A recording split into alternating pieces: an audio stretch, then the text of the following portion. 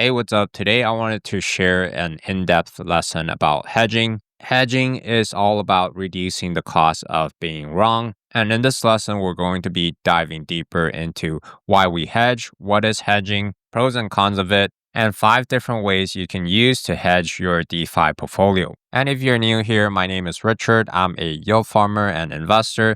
If you want to check out my portfolio, you could see it in this portfolio update section. And the reason why I wanted to cover hedging is because as the market moves upward, maybe you guys can use some of these strategies to protect your portfolio on a drawdown, and the drawdown will always come, right? So we got to be prepared for that. If you don't do some of the hedging strategies, your portfolio could swing up really high, but then you could also watch it swing all the way back down, right? But like always, this is not financial advice. Please do your own research, look into each of these strategies before implementing and making your own decisions. So before we dive into the specific strategies, what actually is hedging? Just to make sure that we're on the same page here when I talk about hedging, it means that we're being open to the possibility of being wrong. And in my opinion, you should always have some sort of hedge, even though that we believe that crypto is going to grow over time, right? Ethereum, Bitcoin, Solana, and all of these assets are likely to grow over time as more people adopt crypto. But at the same time, we got to take bets against ourselves because we could always be wrong, right? I never like to be too overconfident in my own analysis. I always like to hedge my bets. So taking the steps to minimize losses if you are wrong is what we're trying to do in this case. We're basically betting on the opposite of our market bias and position. So a quick example is, let's say you have a very Ethereum heavy portfolio, maybe adding some ETH shorts and buying protected put options could be a way to protect the downside of your portfolio. And I'll go over all of that in this video. So why do we hedge? We reduce the cost of being wrong, we reduce the volatility of our portfolio, and then we also protect our portfolio from a drawdown. Crypto is very volatile, and after a while, you get kind of like desensitized from it, right? But sometimes you do want a hedge in place to reduce the volatility a bit, protect our portfolio, and then we could always remove our hedge later on as well. So like every single strategy, there are pros and cons to it. And if you guys don't know the downside of a specific strategy, then you probably will lose money using that strategy, because with every single strategy, there is a downside. That's what I try to break it down for you so that you know the downside before you make these decisions. So the first thing to understand is that you will have less upside when you're right because you're hedging your bets, right? But again, we're not trying to capture the maximum upside. We still want to have really good upside, but we're protecting ourselves in this case, right? It could be hard to balance hedging and having a directional bias. When the prices are cheap, I personally like to not have as much hedges. For example, when Ethereum is trading here, I could start thinking about hedging my bets a little bit. But when Ethereum is trading at like $1,500 or even below $2,000, then I don't want to be over hedging in that case, right? And it could be a little bit complicated depending on your own setup. If you're doing too many hedging strategies, it could mess you up if you don't know what you're doing. So that's the downside as well. But the really nice thing about hedging is that it reduces your downside when you're wrong. So if you're bullish on the market, if you're holding a lot of spot bags, you're yield farming, you're essentially long in the market, right? And if you have a hedge in place and the market draws down, then your portfolio is going to have less volatility, less risk. You're going to be able to take advantage of those buying opportunities. So let's dive into the 5 different ways to hedge here. The first and most simple way, but the most important one, in my opinion, is diversifying your portfolio. Some people like to go all in into crypto. I have a big portion of my net worth in crypto as well, but I'm always hedging my bets by diversifying my portfolio. The reason why I like to do that is that at least I have a safety net in case things don't play out the way I think they will, right? For example, I'm very bullish on Bitcoin and Ethereum, but at the same time, we never know what the future growth is going to be. The data and the fundamentals look very solid. But at the same time, I want to be open to the possibility of being wrong, right? That's what we talked about earlier. We got to keep an open mind. In case we're wrong, hedging is our safety net. So the first thing you guys can do is diversify across DeFi positions. And the second thing is to diversify across asset classes. So when we're talking about diversifying within DeFi, we're talking about diversifying in one asset class. So this chart is very common in TradFi, where the number of stocks you add into your portfolio decreases the standard deviation. So the standard deviation is basically how volatile your portfolio is. And as you can see, the more number of stocks you add, you're basically reducing the firm's specific risk. So a particular company stocks, like let's say you're buying Coca-Cola or Starbucks, then those stocks going down is not going to affect your whole portfolio as much if you are buying an index fund like an S&P 500 index fund, right? And the way I like to think about yield farming and crypto is something like this as well. If you guys are going all in into one position, your portfolio is going to be very volatile, right? And then you're going to take the token specific risk. If the team doesn't deliver on the promises, for example, and there's just a ton of execution risk when it comes to investing into altcoins, right? I still invest into altcoins, but again, we gotta keep this in mind. If you guys go heavier into one position, it definitely is higher risk. And if you guys spread out your bets a little bit, then we're basically taking the market risk. But like I said, I like to diversify across asset classes. In my opinion, being fully into crypto, unless you're very young, is going to be very hard to hold, especially if you see the asset draw down by like 70 to 80%, which we see all the time in the bear market, right? And if you guys have a lot of altcoins, we could be seeing like 90% plus drawdown. So this chart is by a very famous hedge fund manager called Ray Dalio. But the main idea is the more assets that we add into our portfolio that has very low correlation, then the standard deviation and the volatility of our portfolio decreases, right? And you can see on the right here, as you add more assets, the probability of losing money in a given year would drop by quite a lot. That's because the losses in one asset is balanced by the gains in other assets. And you could include stuff like holding stablecoins that have like zero correlation with the market into this as well. Or if you're adding a short hedge, then you actually have a negative correlation, right? If you hold some Ethereum in a Ethereum to USDC pool, and then you add a small short to it, then you're adding negative correlation to your portfolio, reducing the volatility, and then reducing the risk of your portfolio. So this is what I like to do. I like to add different assets like stocks, gold, some REITs, which are like the real estate ETFs, right? And especially if you guys have larger portfolios, then this is very important. I help consult and manage a few 8-figure funds here in Asia, and this is what we work on a lot, right? We're protecting the downside of our portfolio, making sure that we're still getting solid returns on those assets, and that's something to consider as well. It's not enough to have low correlation on our assets when diversifying. You got to make sure that if you hold those assets over the next 5 to 10 years, these assets would appreciate in value, right? So that's where our return would come from. And the second way to hedge your bets is to sell your fees when you're yield farming to balance your portfolio or to de-risk. And if you guys have a very altcoin heavy like I do, a lot of times we'll be earning fees, right? And if you're already very altcoin heavy, we could decide to compound a small portion of our fees. But this is what we really want to focus on. We want to be selling a lot of our fees into like the major tokens like Ethereum, Solana, Bitcoin, and also some stable coins, especially when the market is heating up.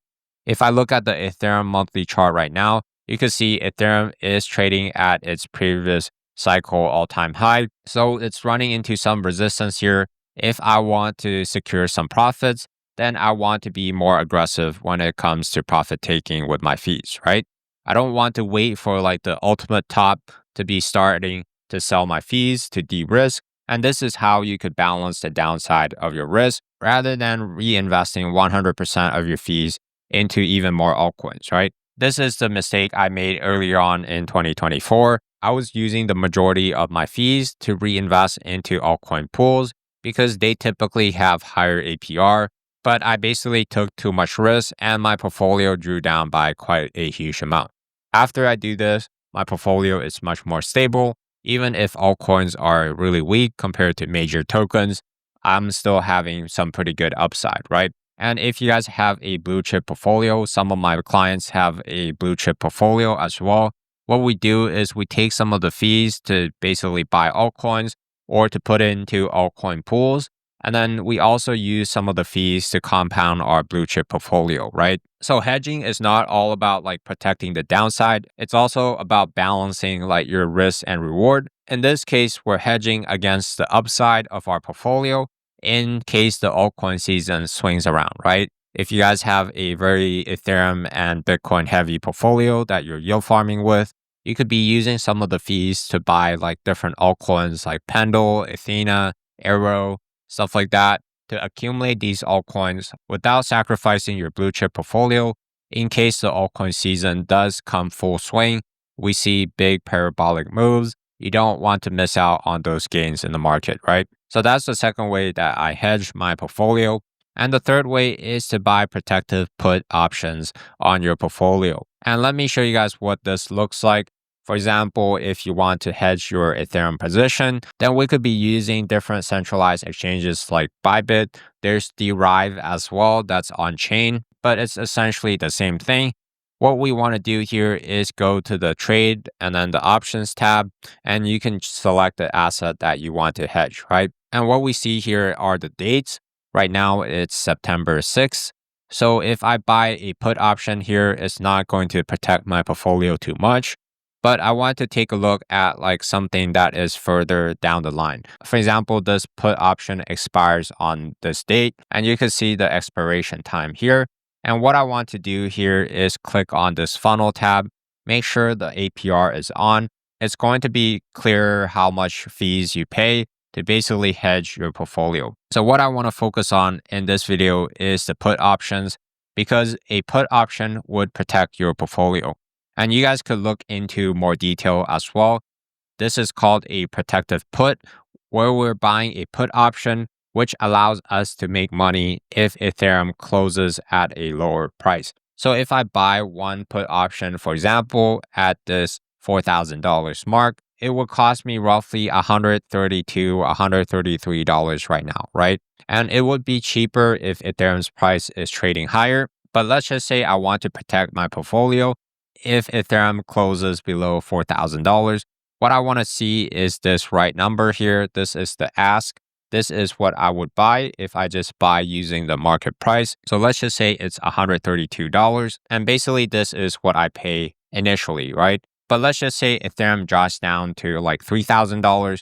Then I would be making $1,000 in the put contract as long as it's trading at $3,000 when this contract expires, right? So in that case, I would be making $1,000 minus the initial amount that I paid. Then this is my total profit. So that's kind of how like the put option works. But if Ethereum keeps drifting higher, like let's say to $5,000 to $6,000, then you're going to be losing this option premium. And what we're paying here is this 50 something percent APR, meaning that if you analyze this annual premium, like you just keep buying throughout the year, then you're sacrificing this amount of APR in your portfolio, right? And if you guys see this and you think that it's too high, then maybe we could consider just protecting our portfolio in the worst case scenario. For example, if Ethereum cracks down below $3,000, we could buy this cheaper contract here at this $8 something cost, right? So this is a strategy that you could consider as well, just protecting your portfolio against like the very worst case scenario. And we could buy contracts that are further out as well. For example, one that is like 2 months out. And then we could see that, let's say you want to buy a contract of $3,000 here, you pay 7 something percent APR, or this $2,500 here, pay only 2.7% APR. The chances of Ethereum cracking down that hard might not be very high. So this is why the option premium is so cheap, because the probability of it happening is not very high, right? But at the same time, it could still be worth it to do to basically hedge your portfolio. And you guys could run through the simulation here as well. You can see on Bybit, you could simulate your position. For example, let's say you want to buy 10 put options for Ethereum. You could go down here and take a look.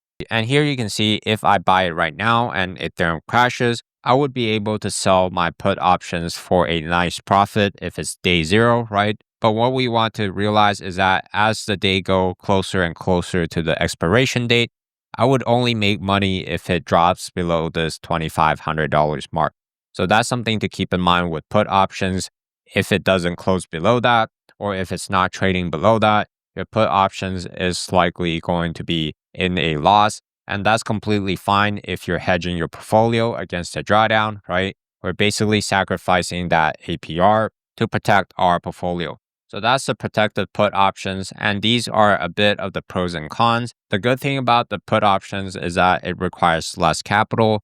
There's less funds parked on different exchanges as well. But the downside is you could lose the option premium when the option expires and the prices doesn't crash, right? But that again is completely fine if you're protecting against the worst case scenario. You're not sacrificing a huge amount of APR to basically protect your portfolio. And the timing is more important for the put options because let's say you buy a ton of put options right now that expires next month, but the price crash doesn't come until like 2 months after, right? Then actually you would not make any money. You have to kind of renew your put options to be able to protect your portfolio. The way I think about it is kind of like an insurance premium, right? You're paying in case the market dumps really hard.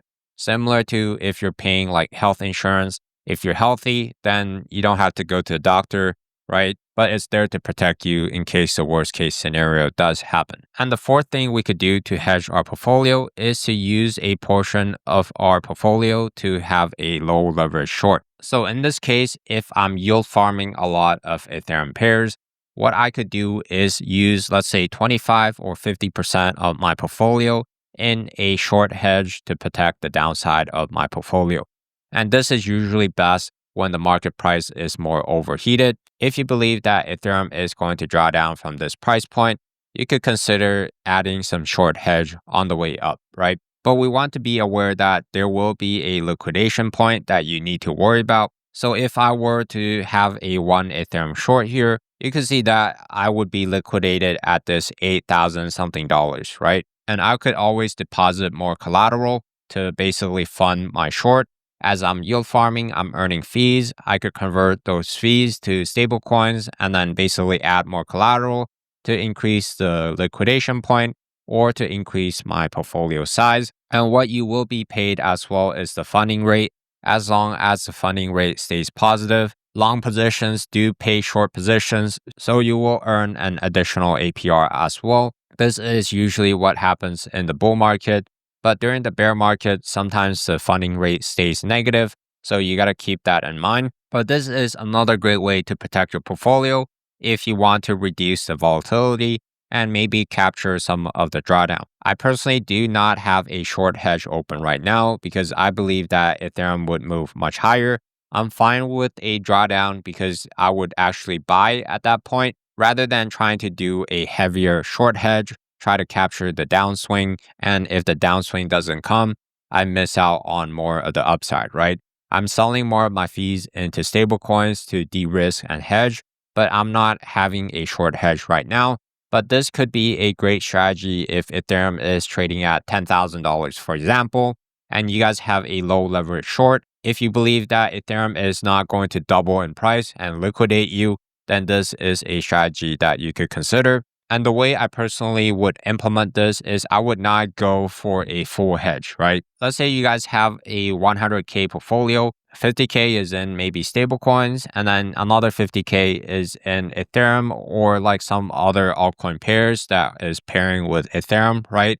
I typically don't want to open a 50K worth of Ethereum short to be like completely delta neutral because I like to have a long bias in the market. If you guys run the numbers, you would know that being long in the market always have like a higher risk to reward when you're right rather than being short in the market, right? Because if Ethereum goes up from $1,500 with a long and you close out your position at 4,500, that's like a 3x in price or a 200% gain on your initial capital, right? Versus a short, if you're opening the same position size, even if it drops by 50%, you're not going to make over 100% gain. And if you guys are a long-term investor into crypto, we want to have a long bias anyway. We don't want to overshort with this strategy. But that's the higher level overview of the strategy.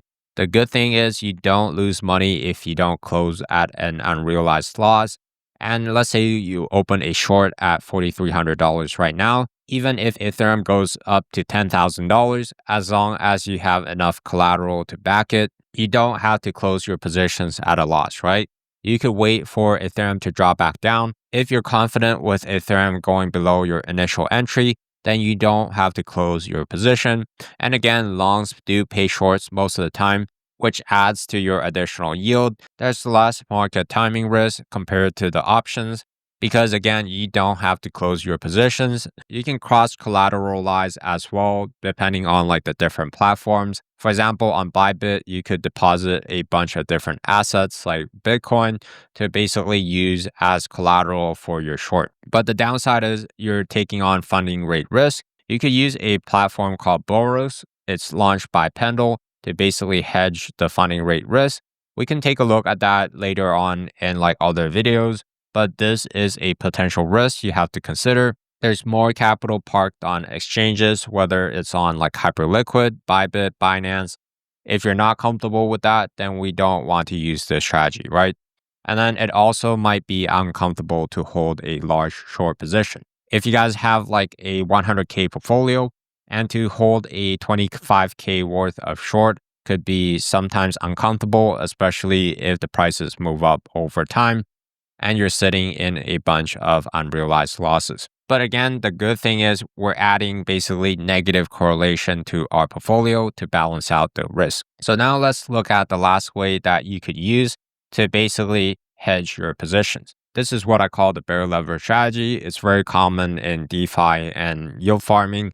What we want to do is we lend out stable coins and then we borrow different crypto assets like Solana, Ethereum, wrap Bitcoin to yield farm with and generate fees. And the very simple way to think about it is the asset that you lend, you're actually long on, so you're expecting it to hold more value.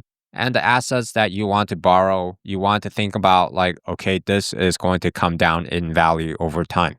The reason why we do this again is if the borrowed asset decreases in value, it's going to make it very easy to pay back the loan, right? If you guys borrow some Ethereum to yield farm with, when Ethereum is at $10,000, for example, you're yield farming an Ethereum to USDC pair, you're earning the fees, and if Ethereum drops down to $5,000, you're going to have an Ethereum profit with your liquidity pool, makes it much easier to repay the loan, and throughout the whole process, you're earning fees, right? And I personally, again, would not go 100% short in my portfolio because when we're hedging, we want to be open to the possibility of being wrong, right?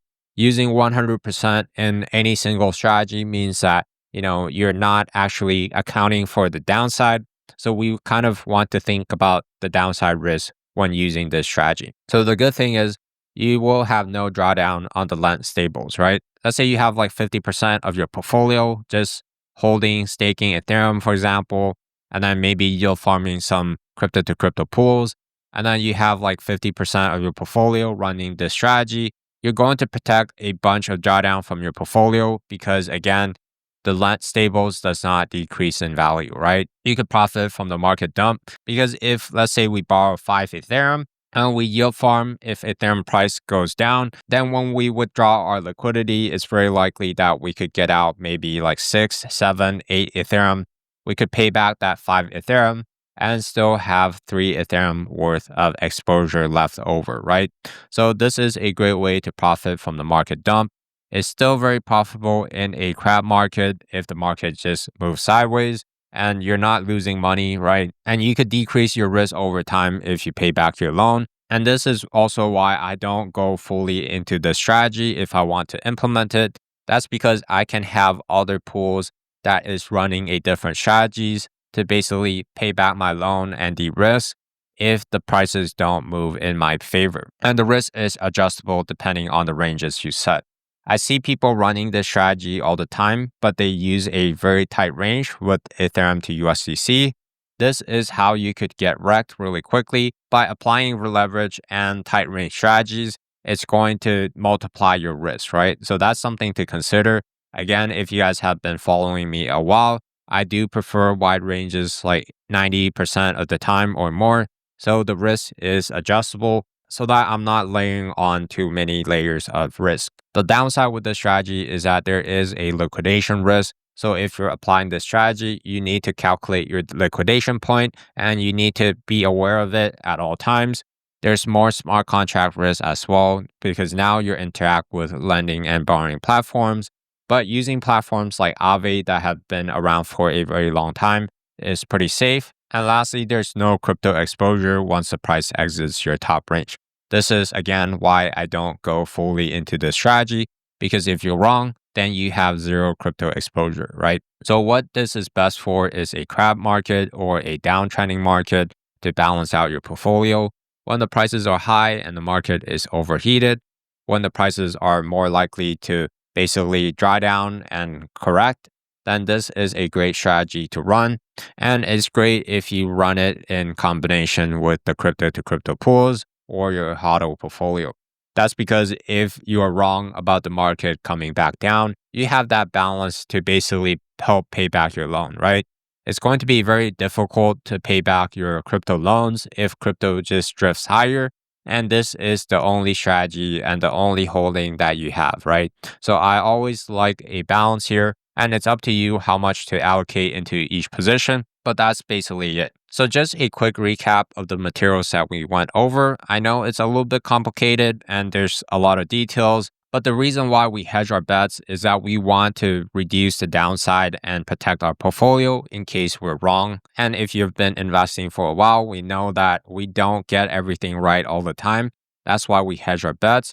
And there are a couple ways to hedge your positions. The first one is to diversify your position and to diversify across asset classes. The second way is to sell your fees to balance out your portfolio. For example, selling your fees into Bitcoin, Ethereum stablecoins if you're very altcoin heavy, or if you have a lot of blue chip assets, you could be selling your fees into more altcoins to hedge that upside risk, right? And the third is to buy a protected put option. The fourth is to use a low leverage short to hedge your position. And the fifth way is to use the bear leverage strategy to capture the downside swing. So I hope that was helpful, guys. I try to give you a lot of good information in here so that you can become a better investor and yield farmer. If you enjoyed that video, feel free to watch the other videos on my channel or share it with a few friends. Hopefully we could grow this channel and help more people along the way. Thank you once again for watching. I'll catch you next time.